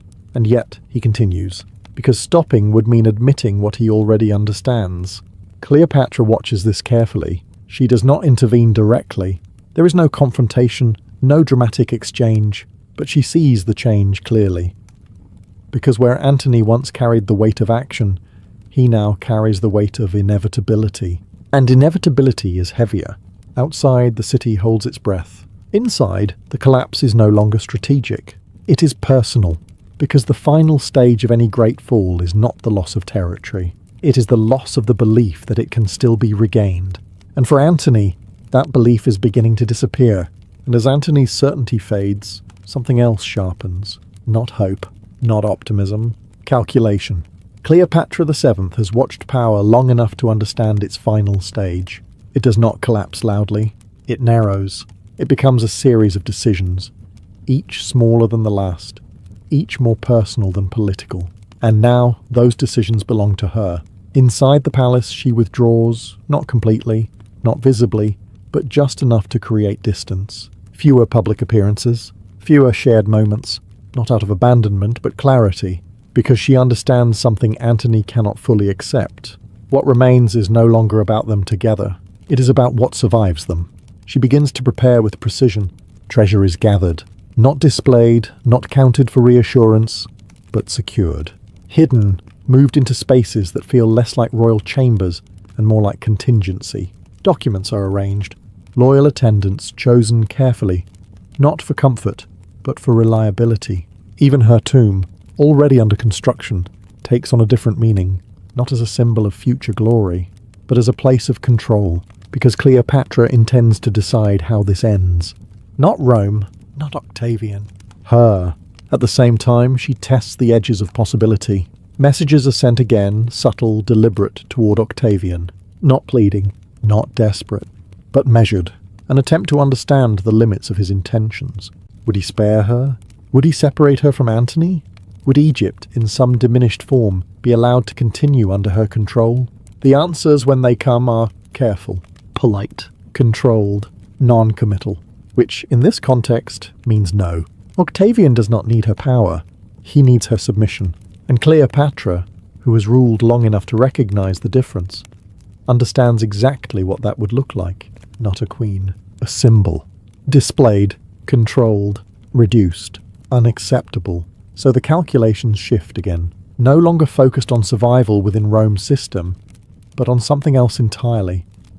Preserving dignity, shaping memory, deciding what version of her story will remain when everything else is taken. Antony remains close, but no longer central to these decisions. Not because she has stopped caring, but because the outcome has moved beyond what either of them can change together.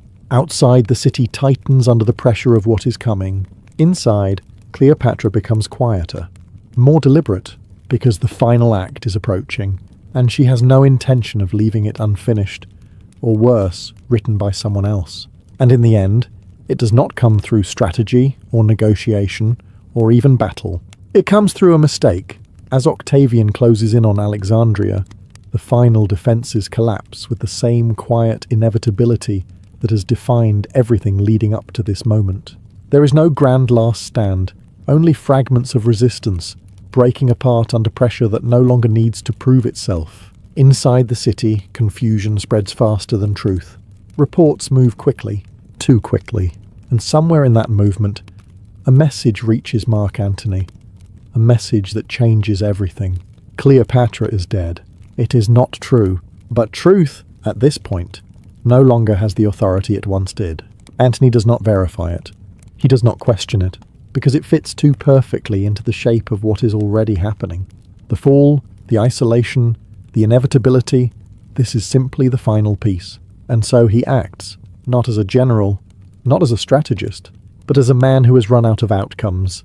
He retreats briefly into what remains of his private space. There are no speeches, no witnesses gathered to record the moment, just a decision made in silence, with the kind of clarity that only arrives when all other paths have disappeared. He chooses the end. The act itself is not immediate, not clean. History rarely grants that kind of efficiency. Wounded, but not yet gone, he is carried, still alive, still conscious, toward the place where Cleopatra has sealed herself inside her monument, because she is not dead. And when he reaches her, the truth arrives too late to change anything. They are reunited briefly in a moment that is less dramatic than it is heavy. No declarations, no grand final words that echo across time, just recognition of what has happened, of what is about to happen. He dies there, not on a battlefield, not in command, but in the presence of the only person who remained with him until the end. Outside, the city continues to shift toward its conclusion. Inside, something else settles, because with Antony's death, the illusion of shared fate disappears. What remains is singular. Cleopatra stands alone now, and the final decision, the one she has been preparing for all along, is no longer theoretical. It is immediate. And now, with Antony gone, there is no illusion left to maintain. Only decision. Inside her sealed monument, Cleopatra VII exists in a space that feels removed from the world outside. Not protected, not safe, but separate. The noise of Alexandria, the movement of armies, the steady advance of Octavian, all of it continues, but at a distance. For a moment she allows herself stillness. Not weakness, not grief in the way others might expect, but something quieter. A pause between what has ended and what must now be done. Because the outcome is no longer uncertain. Octavian enters Alexandria. Control is established quickly, efficiently. Resistance, what little remains, dissolves.